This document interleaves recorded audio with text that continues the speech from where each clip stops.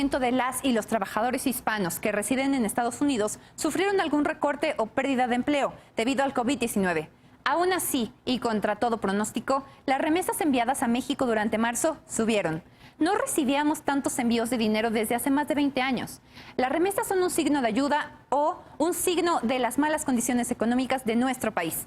Veamos en contexto. Aunque se esperaba una caída, las remesas enviadas a México rompieron récord. En marzo se recibieron 4,000 millones de dólares, principalmente de Estados Unidos, 35.8% más de las remesas recibidas en marzo de 2019.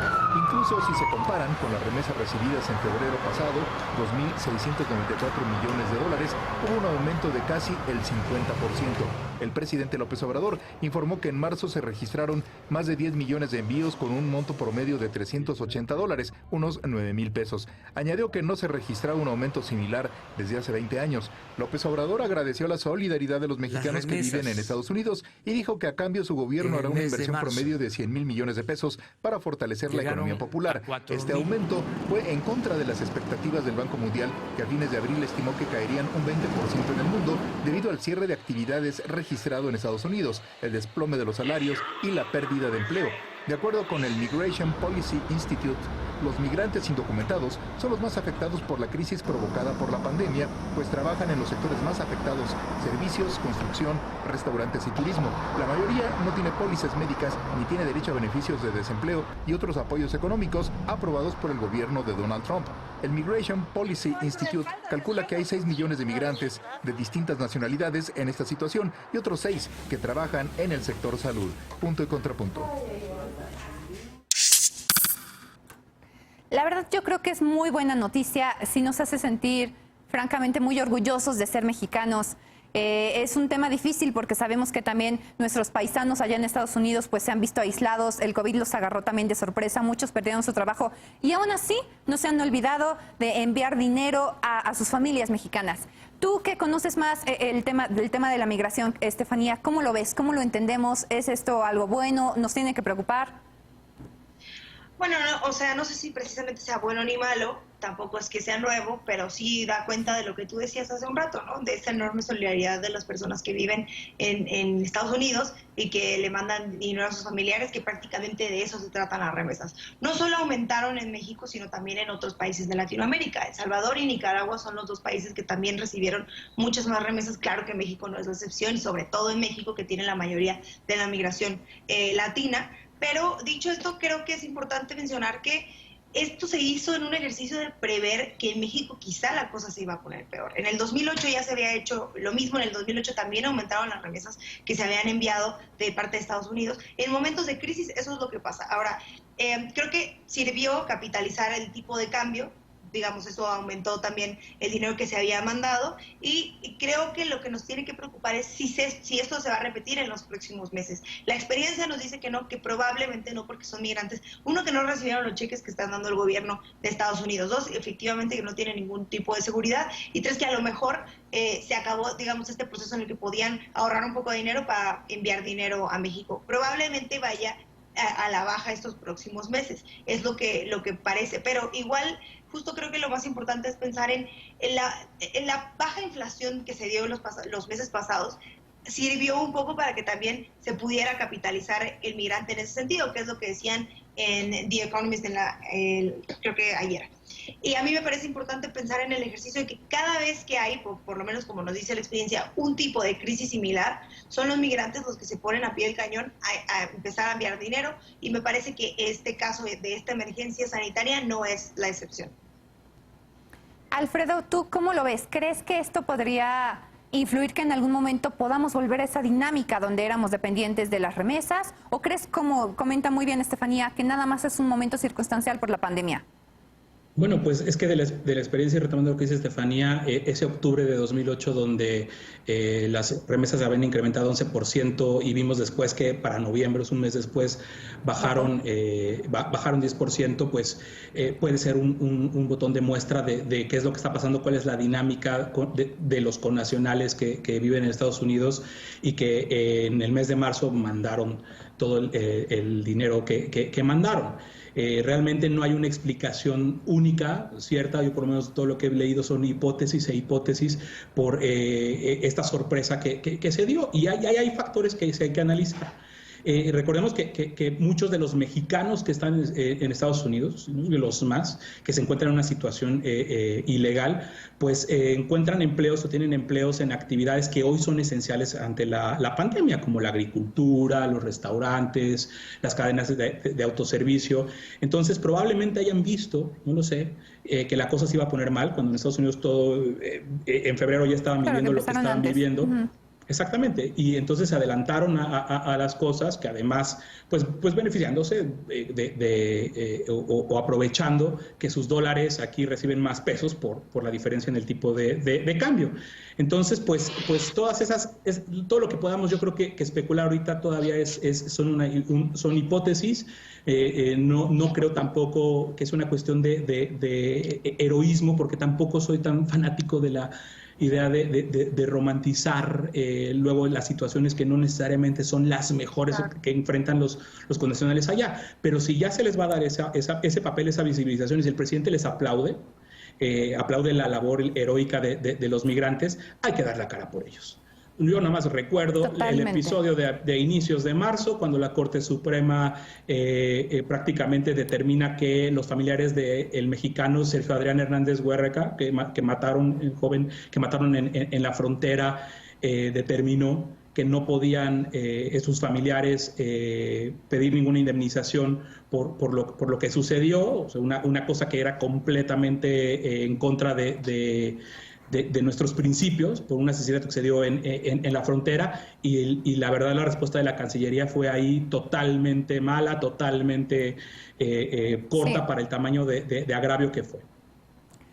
Ahí tocaste un tema muy interesante, querido Alfred, porque justamente hace unos días en este tema de que Trump sigue en campaña, ahí yo no sé cómo lo ves, Eder, pero hizo alusión de que si ya existiera el muro fronterizo, los casos no serían los mismos entre las Baja Californias y California. Entonces, sí, él sigue jugando con esta comparación entre que el gobierno mexicano no está conteniendo el tema migratorio. ¿Cómo lo vemos? ¿Cómo es posible que Trump, pese a la pandemia, siga utilizando esto a su favor? Y como dice Alfredo, pues que el gobierno mexicano no ha salido oportunamente a defender a muchos connacionales.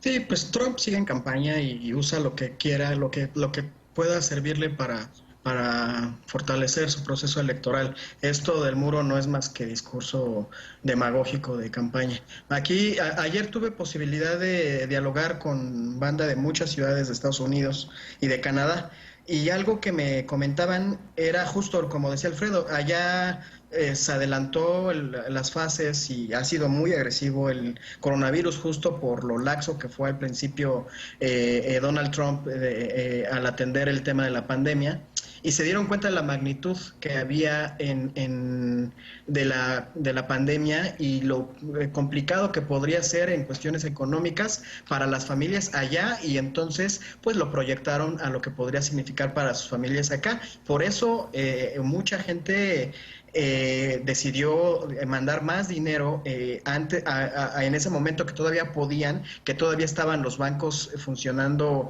al 100%, y darles un apoyo económico que es mucho en la lógica, muy similar a la lógica por la cual el presidente Andrés Manuel López Obrador adelantó 2 bimestres a los adultos mayores para que durante la cuarentena tuvieran al menos una despensa para aguantar el encierro y no tuvieran que salir las personas a abastecerse de comida. Entonces es un acto profundamente solidario, pero además también no es la mayoría, pero sí hay casos en donde personas migrantes, paisanos pues en Estados Unidos o en Canadá, tienen algunos pequeños negocios, cooperativas.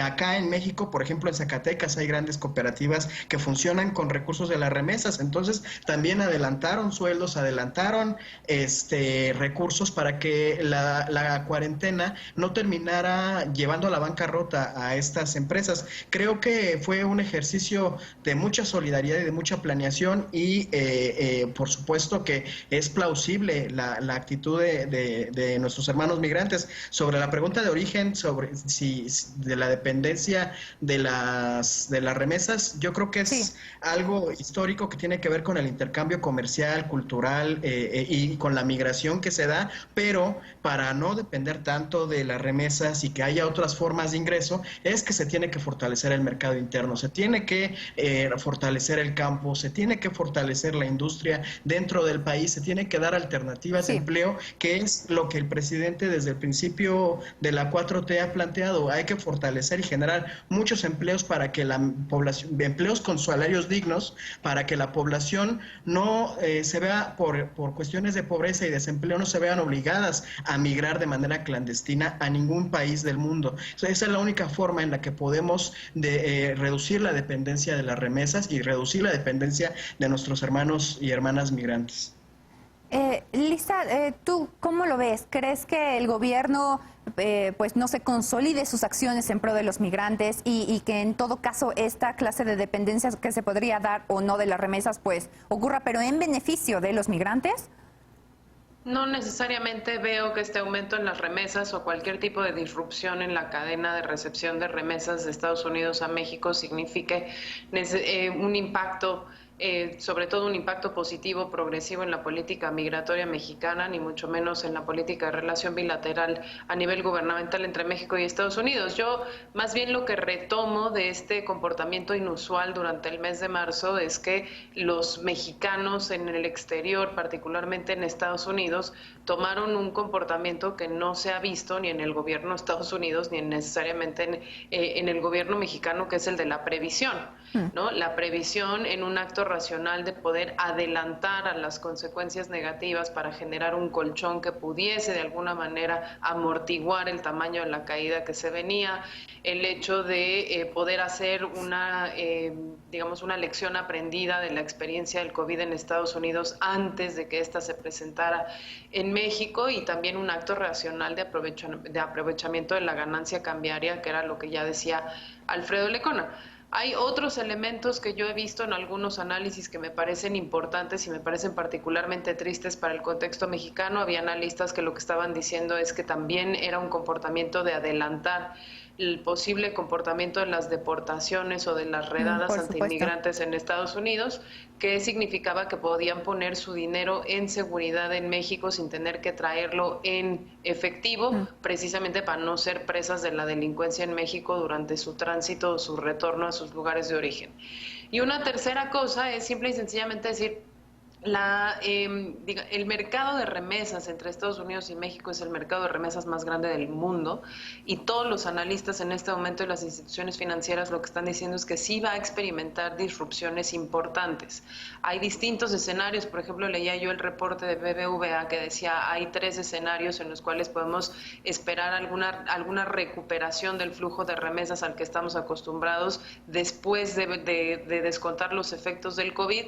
El más pesimista dice que esto no se va a reponer sino hasta el 2028, el más optimista dice que puede reponerse en 2023, justo por algunas cosas que mencionaban mis compañeros. Hay muchos mexicanos que están trabajando dentro de sectores que están considerados como esenciales, y el hecho de que a lo mejor la recuperación económica de Estados Unidos, sorprendentemente con la política económica de Donald Trump, pueda repuntar muchísimo antes que la economía mexicana o que otras economías internacionales. Sin embargo, creo que hay que prestar muchísima atención, porque el hecho de que esta disrupción se presente, más allá de explicar las dinámicas transnacionales de esta codependencia económica entre los dos países, lo que significará será sin duda alguna la disminución de la capacidad económicas de miles de familias, que hay por lo menos 3 estados de la República en donde las remesas significan el 10% del PIB de esos estados, como pueden ser Oaxaca, Michoacán y Zacatecas. Entonces, atentos ahí, porque la afectación va a ser real y va a ser para las familias.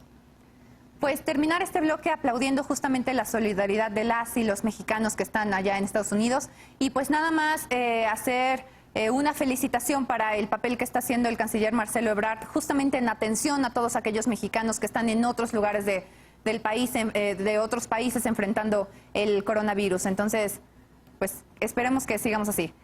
Una pausa, vamos a la paparrucha de esta noche.